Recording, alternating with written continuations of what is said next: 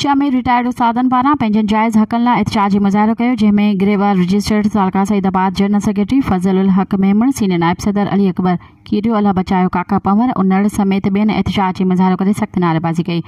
इन मौक़े ते मुज़ाहिरीन चयो त पाकिस्तान जे 3 सूबनि में रिटायर्ड उस्तादनि खे बेन्युअल फंड ग्रुप इंश्योरेंस ॾिनी वञे पई, बाक़ी सिंध सूबे जे रिटायर्ड उस्तादनि सां नाइंसाफ़ी कई पई वञे।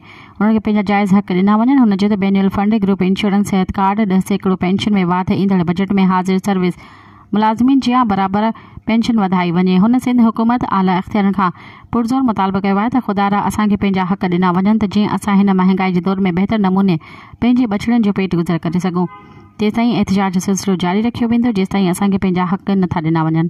मज़ीद ख़बरनि ऐं तफ़सीलात लाइ विज़िट कयो असांजी वेबसाइट www.awamiNewsHD.com ऐं ॾिसंदा रहो अवामी न्यूज़ HD।